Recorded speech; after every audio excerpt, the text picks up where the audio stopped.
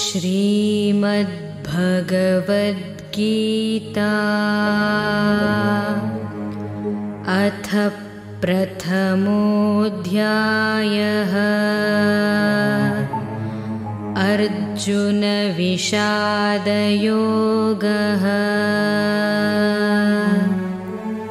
धृतराष्ट्र उवाच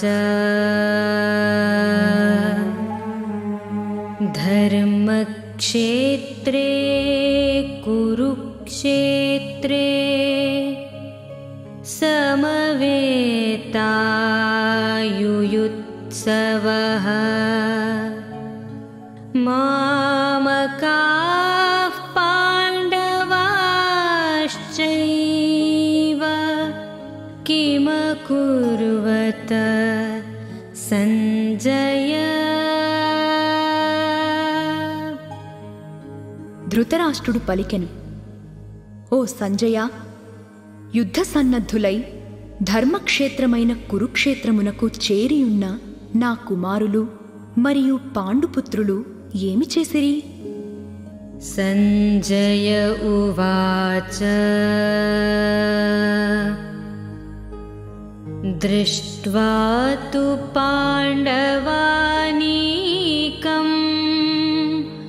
వ్యూఢం దుర్యోధనస్తదా ఆచార్యముపసంగమ్య రాజా వచనమబ్రవీత్. సంజయుడు పలికెను, ఆ సమయమున రాజైన దుర్యోధనుడు వ్యూహరచనతో సమరమునకు మోహరించియున్న పాండవ సైన్యమును చూచి ద్రోణాచార్యుని వద్దకు వెళ్ళి ఇట్లు పలికెను, పశ్యైతాం పాండుపుత్రాణాం ఆచార్యమహతీం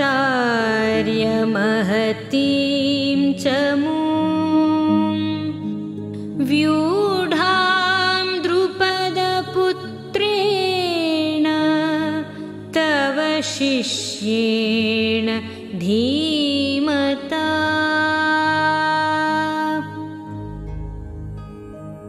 ఓ ఆచార్య, బుద్ధిమంతుడైన మీ శిష్యుడును ద్రుపదపుత్రుడైన దృష్టద్యుమ్నునిచే వ్యూహాత్మకముగా నిల్పబడిన పాండవుల ఈ మహాసైన్యమును చూడుము. అత్ర శూరా మహేశ్వాసా భీమార్జున సమాయుధి యుయుధానో విరాటశ్చ ద్రుపదశ్చ మహారథః.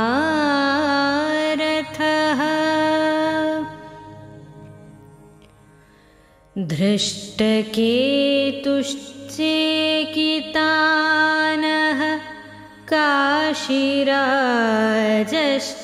वीर्यवान् पुरुजित्कुन्तिभोजश्च शैब्यश्च नरपुङ्गवः. युधामन्युश्च विक्रान्त उत्तमौजाश्च वीर्यवान् सौभद्रो द्रौपदेयाश्च सर्व एव महारथाः. ఈ సేనలో ధనుర్ధారులైన గొప్ప యోధులు కలరు. వారిలో సాత్యకి, విరాటుడు, మహారథి అయిన ద్రుపద మహారాజు, దృష్టకేతువు, చేకితానుడు, వీరుడైన కాశీరాజు, పురుజిత్తు, కుంతిభోజుడు, నరశ్రేష్ఠుడైన శైబ్యుడు, పరాక్రమవంతుడైన యుధామన్యుడు, వీరుడైన ఉత్తమౌజుడు, సుభద్రాపుత్రుడైన అభిమన్యుడు, ద్రౌపది యొక్క 5 పుత్రులను కలరు. వీరందరును మహారథులు. శౌర్యమున భీమార్జున సమానులు. अस्माकं तु विशिष्टाये तानि बोधद्विजोत्तमा नायका मम सैन्यस्य संज्ञार्थं तान् ब्रवीमि ते. ఓ బ్రాహ్మణోత్తమా, మన పక్షముననున్న ప్రధాన యోధులను కూడా గమనింపుము. మీ ఎరుకకై మన సేనానాయకులను గూర్చియు తెలుపుచున్నాను. భవాన్ భీష్మశ్చ కర్ణశ్చ కృపశ్చ సమితింజయః అశ్వత్థామా వికర్ణశ్చ సౌమదత్తిస్తథైవ చ. మీరు భీష్ముడు, కర్ణుడు, సంగ్రామ విజయుడగు కృపాచార్యుడు, అశ్వత్థామ, వికర్ణుడు, సోమదత్తుని కుమారుడైన భూరిశ్రవుడు ఇందులో ముఖ్యులు. అన్యే చ బహవః శూరా మదర్థే త్యక్తజీవితాః నానాశస్త్రప్రహరణాః సర్వే యుద్ధవిశారదాః. ఇంకనూ పెక్కుమంది శూరులు, వీరులు మన సైన్యమునందు కలరు. వీరందరూ యుద్ధ విశారదులు, నానా శస్త్రాస్త్రధారులు. నా కొరకు తమ ప్రాణముల నొడ్డి అయినను యుద్ధము చేయుటకు సిద్ధముగానున్నవారు. అపర్యాప్తం తదస్మాకం బలం భీష్మాభిరక్షితం పర్యాప్తం త్విదమేతేషాం బలం భీమాభిరక్షితం. భీష్మ పితామహునిచే సురక్షితమై అపరిమితముగానున్న మన సైన్యము అజేయమైనది. భీమునిచే రక్షింపబడుచు పరిమితముగానున్న ఈ పాండవ సైన్యమును జయించుట సులభము. అయనేషు చ సర్వేషు యథా భాగమవస్థితాః భీష్మమేవాభిరక్షन्तు భవంతః సర్వ ఏవ హి. కనుక మీరందరూ మీ స్థానములలో సుస్థిరముగా నిలిచి అన్ని వైపుల నుండి నిశ్చయముగా భీష్ముని రక్షించుము.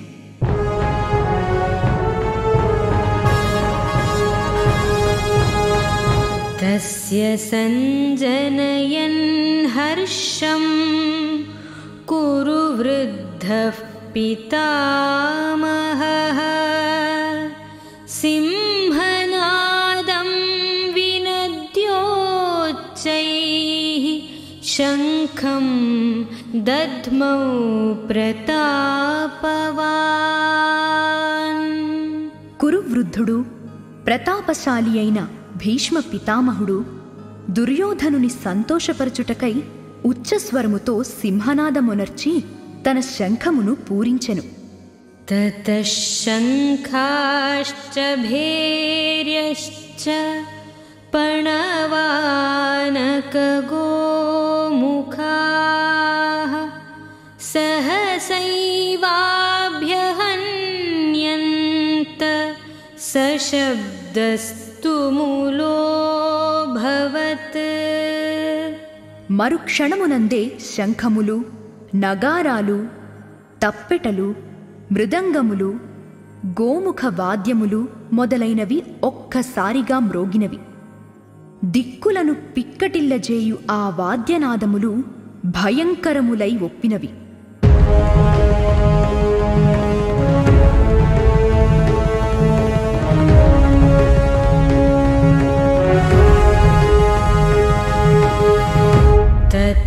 श्वेतैर्हयैर्युक्ते महति स्यन्दने स्थितौ माधवः पाण्डवश्चैव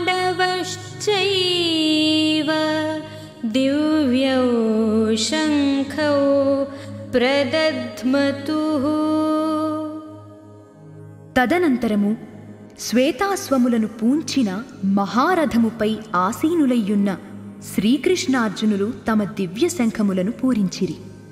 పాంచజన్యం హృషీకేశో దేవదత్తం ధనంజయః పౌండ్రం దద్మౌ మహాశంఖం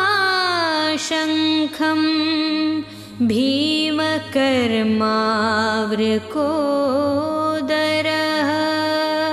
శ్రీకృష్ణుడు పాంచజన్యమును, అర్జునుడు దేవదత్తమును పూరించిరి. అరివీర భయంకరుడైన భీముడు పౌండ్రము అను మహాశంఖమును పూరించెను. అనంత విజయం రాజా కుంతీపుత్రో యుధిష్ఠిరః నకులः సహదేవశ్చ సుఘోష మణిపుష్పకౌ. కుంతీపుత్రుడు రాజు అయిన యుధిష్ఠిరుడు అనంత విజయము అను శంఖమును, నకుల సహదేవులు సుఘోష మణిపుష్పకములను శంఖములను పూరించిరి. కాశ్యశ్చ పరమేశ్వాసః శిఖండీ చ మహారథః ధృష్టద్యుమ్నో విరాటశ్చ సాత్యకిశ్చాపరాజితః ద్రుపదో ద్రౌపదేయాశ్చ సర్వశః పృథివీపతే సౌభద్రశ్చ మహాబాహుః శంఖాన్ దద్ముః పృథక్ పృథక్. ఓ రాజా, మహాధనుర్ధారి అయిన కాశీరాజు, మహారథుడైన శిఖండియు, దృష్టద్యుమ్నుడును, విరాటరాజు, అజేయుడైన సాత్యకియు, ద్రుపద మహారాజు, ద్రౌపది యొక్క 5 పుత్రులు, భుజబలశాలి మరియు సుభద్రాపుత్రుడైన అభిమన్యుడు తమ తమ శంఖములను వేర్వేరుగా పూరించిరి. సఘోషో ధార్తరాష్ట్రాణాం హృదయాని వ్యదారయత్ నభశ్చ పృథివీం చైవ తుములో వ్యనునాదయన్. పాండవపక్ష మహాయోధుల శంఖనినాదములకు భూమ్యాకాశాలు దద్దరిల్లినవి. ఆ శంఖారావములకు దార్తరాష్ట్రుల హృదయములు కకావికలములయ్యెను. అథ వ్యవస్థితాన్ దృష్ట్వా ధార్తరాష్ట్రాన్ కపిధ్వజః ప్రవృత్తే శస్త్రసంపాతే ధనురుద్యమ్య పాండవః హృషీకేశం తదా వాక్యం ఇదమాహ మహీపతే. అర్జున ఉవాచ సేనయోరుభయోర్మధ్యే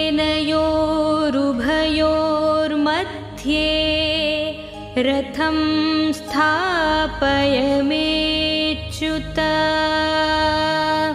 ఓ ధృతరాష్ట్ర మహారాజా, పిమ్మట యుద్ధమునకై నడుము బిగించి సమరసన్నద్ధులయ్యున్న ధార్తరాష్ట్రులను చూచి కపిధ్వజుడైన అర్జునుడు ధనుస్సును పైకెత్తి శ్రీకృష్ణునితో ఇట్లనెను: ఓ అచ్యుతా, నా రథమును ఉభయసేనల మధ్య నిలుపుము.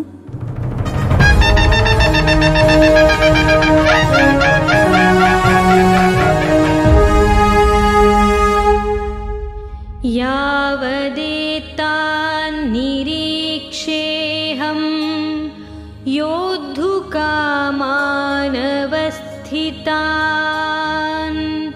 कैर्मया सह योद्धव्यम् अस्मिन् रणसमुद्यमे. రణరంగమునందు యుద్ధాభిలాషులై నిలిచియున్న ప్రతిపక్ష యోధులందరినీ బాగుగా పరిశీలించునంతవరకును, వారిలో ఎవరితో నేను యుద్ధము చేయవలసియున్నదో గమనించునంతవరకును రథమును నిలిపియుంచుము. योत्स्यमानानवेक्षेऽहं य एतेऽत्र समागताः धार्तराष्ट्रस्य दुर्बुद्धेः युद्धे प्रियचिकीर्षवः. దుర్బుద్ధి అయిన దుర్యోధనునకు ప్రియమును గూర్చుటకై యుద్ధమున పాల్గొనదలచి వచ్చియున్న రాజులను అందరినీ ఒకపరి పరికించెదను. సంజయ ఉవాచ ఏవముక్తో హృషీకేశో గుడాకేశేన భారత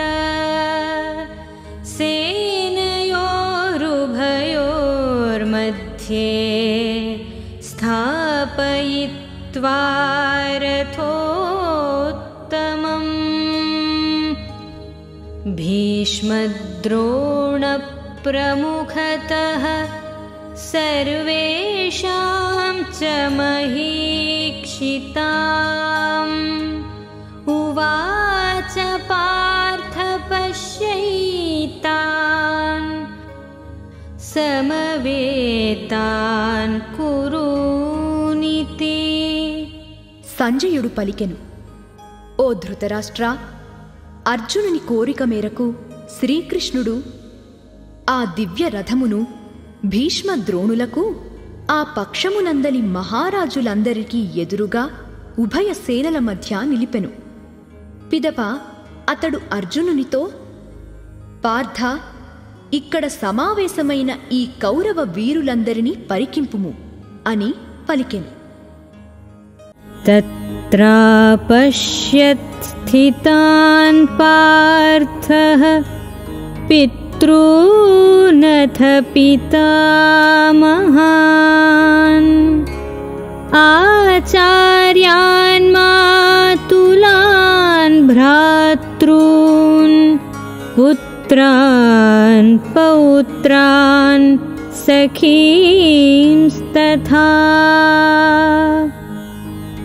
శ్వశురాన్ సుహృదశ్చైవ సేనయోరుభయోరపి తాన్ సమీక్ష్య స కౌంతేయః సర్వాన్ బంధూనవస్థితాన్ కృపయా పరయావిష్టో విషీదన్నిదమబ్రవీత్. పిమ్మట పార్థుడు ఆ ఉభయసేనలయందు చేరియున్న పెదతండ్రులను, పినతండ్రులను, తాత ముత్తాతలను, గురువులను, మేనమామలను, సోదరులను, పుత్రులను, పౌత్రులను, మిత్రులను, పిల్లనిచ్చిన మామలను మొదలగు ఆత్మీయులను చూచెను. సమరభూమికి వచ్చియున్న బంధువులను అందరినీ చూచి కుంతీపుత్రుడైన అర్జునుడు అత్యంత కరుణాసమంచితుడై శోక సంతప్తుడై ఇట్లు పలికెను: అర్జున ఉవాచ దృష్ట్వేమం స్వజనం कृष्णा युयुत्सुं समुपस्थितं सीदन्ति मम गात्राणि मुखं च परिशुष्यते वेपथुश्च शरीरे मे रोमहर्षश्च जायते। అర్జునుడు పలికెను, ఓ కృష్ణ, సమరోత్సాహముతో రణరంగుమున నిలిచియున్న ఈ స్వజన సమూహమును చూచి నా అవయవములు శిథిలమగుచున్నవి, నోరు ఎండిపోవుచున్నది, శరీరమునందు వణుకు గగుర్పాటు కలుగుచున్నవి.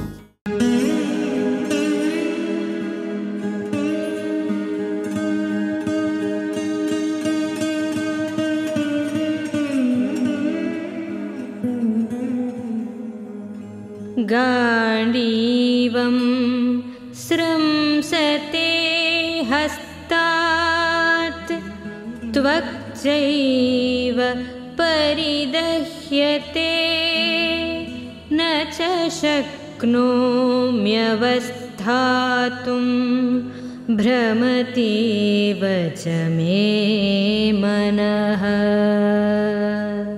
గాండీవము చేతి నుండి జారిపోవుచున్నది, చర్మము తపించిపోవుచున్నది, మనస్సు భ్రమకు గురి అయినట్లు అనిపించుచున్నది, కనుక ఇక్కడ నిలబడలేకపోవచ్చున్నాను.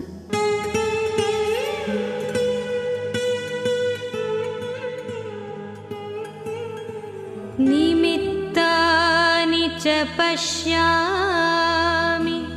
విపరీతాని కేశవ न च श्रेयोनुपश्यामि हत्वा स्वजनमाहवे। ఓ కేశవ, పెక్కు అపశకునములు కనపడుచున్నవి. యుద్ధమున స్వజన సమూహమును చంపుటచే శ్రేయస్సు కలుగునని అనిపించుటలేదు.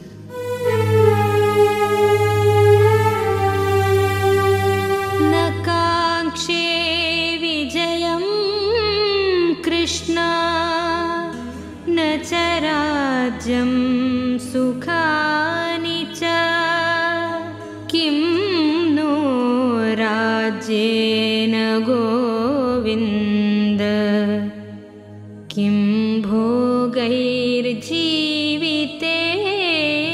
वा।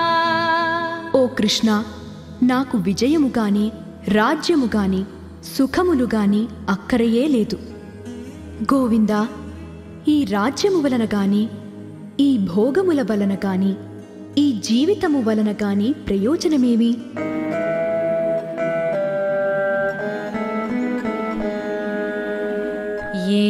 येषामर्थे काङ्क्षितं नो राज्यं भोगाः सुखानि च त इमेव स्थिता युद्धे प्राणां त्यक्त्वा धनानि च।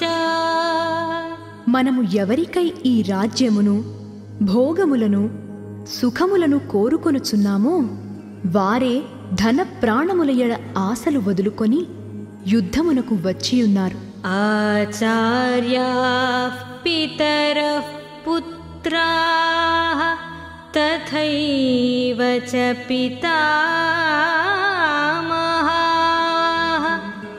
మాతులాశ్వశురాః పౌత్రాః శాలాః సంబంధినస్తథా. గురువులు, తండ్రులు, తాతలు, కొడుకులు, మనుమలు, మేనమామలు, మామలు, బావమరుదులు, ఇతర బంధువులు మొదలగువారు అందరూ ఇచ్చటికి చేరి ఉన్నారు. ఏతాన్ హంతుమిచ్ఛామి ఘ్నతోపి మధుసూదన अपि त्रैलोक्यराज्यस्य हेतोः किं नु मही कृते। ఓ మధుసూదన, ముల్లోకాధిపత్యము కొరకైనను నేను ఎవ్వరినీ చంపను. ఇక ఈ భూమండల విషయమై చెప్పనేలా? అట్లే వీరిలో ఎవ్వరైనను నన్ను చంపబూనినను నేను మాత్రం వీరిని చంపనే చంపను. నిహత్య ధార్తరాష్ట్రాన్నః కా ప్రీతి స్యాత్ జనార్దన పాపమేవాశ్రయేదస్మాన్ హత్వైతానాతతాయినః. ఓ జనార్దన, ఈ ధార్తరాష్ట్రులను చంపి మనము మూట కట్టుకునేది ఏమున్నది? ఈ ఆతతాయులను చంపుట వలన మనకు పాపమే కలుగును.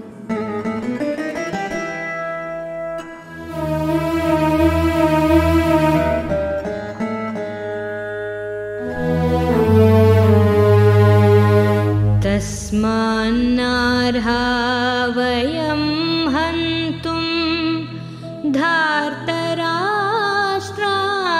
స్వబాంధవాన్ స్వజనం హి కథం హత్వా సుఖినః స్యామ మాధవ. కనుక ఓ మాధవ, మన బంధువులైన ఈ ధార్తరాష్ట్రులను చంపుట మనకు తగదు. స్వజనులను చంపిన మనకు సుఖము ఎట్లు అబ్బును? యద్యప్యేతేన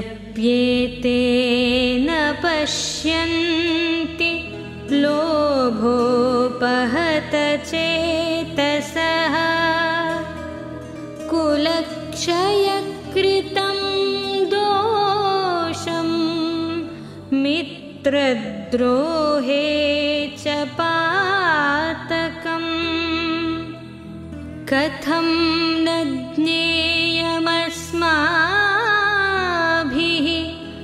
పాపాదస్మాన్నివర్తితుం కులక్షయకృతం దోషం ప్రపశ్యద్భిర్జనార్దన. లోభము వలన భ్రష్టచిత్తులైన వీరు కులక్షయము వలన కలుగు దోషములను, మిత్రద్రోహము వలన సంభవించు పాపములను చూడకున్నచో, ఓ జనార్దన, కులనాశనము వలన కలుగు నష్టములను ఎరిగిన మనము ఈ పాపములకు దూరముగా ఉండుటకు ఎలా ఆలోచింపరాదు? కులక్షయే ప్రణశ్యంతి కులధర్మాః సనాతనాః ధర్మే నష్టే కులం కృత్స్నం అధర్మోభిభవత్యుత. కులక్షయము వలన సనాతనములైన కులధర్మములన్నీయూ నశించును. ధర్మము అంతరించిపోయినప్పుడు కులమునందు అంతటను పాపమే వ్యాపించును. అధర్మాభిభవాత్ కృష్ణ ప్రదుష్యంతి కులస్త్రియః స్త్రీషు దుష్టాసు వార్ష్ణేయ జాయతే వర్ణసంకరః. ఓ కృష్ణ, అధర్మము పెచ్చు పెరిగిపోయినప్పుడు కులస్త్రీలు మిక్కిలి దూషితలగుదురు. ఓ వార్ష్ణేయ, స్త్రీలు దూషితులు అయినచో వర్ణసాంకర్యము ఏర్పడును. సంకరో నరకాయైవ కులఘ్నానాం కులస్య చ పతంతి పితరో హ్యేషాం లుప్తపిండోదక క్రియాః. వర్ణసాంకర్యము కులఘాతకులను, కులమును నరకమునందు పడవేయును. పిండోదకములు లోపించినందువలన వారి పితరులు అధోగతి పాలయ్యెదరు. दोषैरेतैः कुलघ्नानां वर्णसङ्करकारकैः उत्साद्यन्ते जातिधर्माः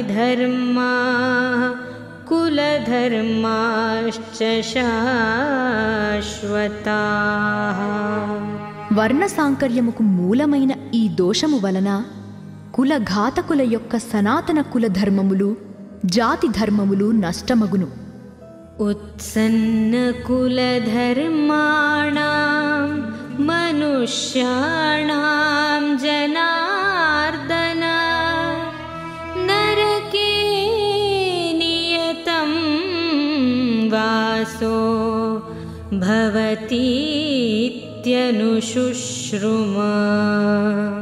ఓ జనార్దన, కులధర్మములు నశించిన వారికి నిరవధికముగా నరకప్రాప్తి తప్పదని ప్రతీతి. అహో బత మహత్పాపం కర్తుం వ్యవసితా వయం యద్రాజ్య సుఖలోభేన హంతుం స్వజనముద్యతాః. అయ్యో, మనము బుద్ధిమంతులమయ్యుండియు రాజ్యసుఖలోభముచే మనవారినే సంహరించుటకు ఉద్యుక్తులమై ఈ ఘోర పాపకృత్యములకు ఒడిగట్టుచున్నాము. ఇది ఎంత దారుణము!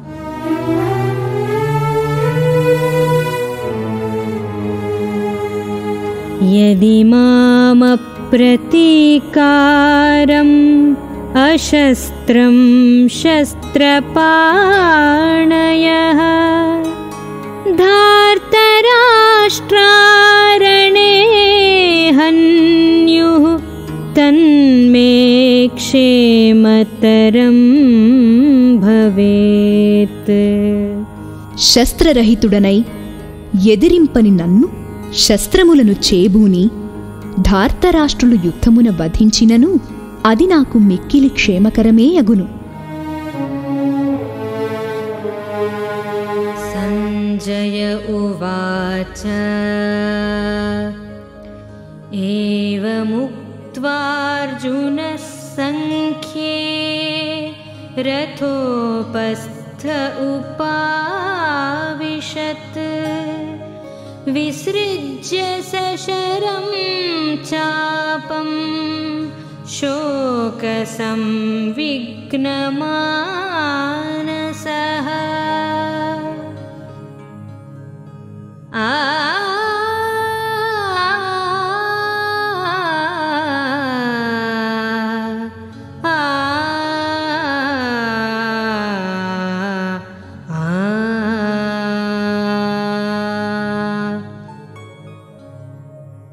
సంజయుడు పలికెను. అర్జునుడు ఈ విధముగా పలికి శోకసంతప్త హృదయుడై యుద్ధభూమియందు ధనుర్బాణములను త్యజించి రథము వెనుక భాగమున చతికిలబడెను.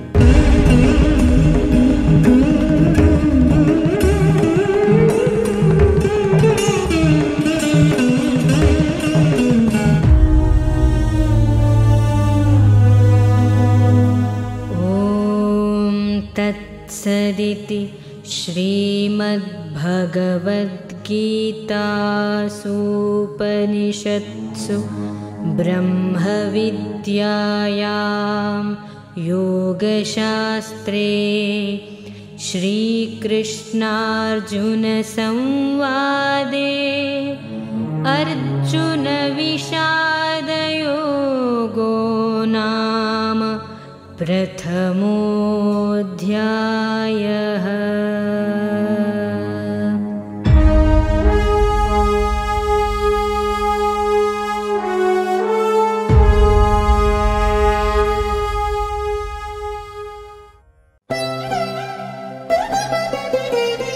ప్రపంచంలోనే అతిపెద్ద భగవద్గీత యూనివర్సిటీ నిర్మాణానికి విరాళమివ్వండి.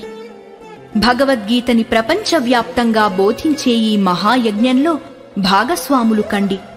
వివరములకి మా వెబ్సైట్ని సందర్శించండి, లేక 9128444555కి మిస్డ్ కాల్ ఇవ్వండి.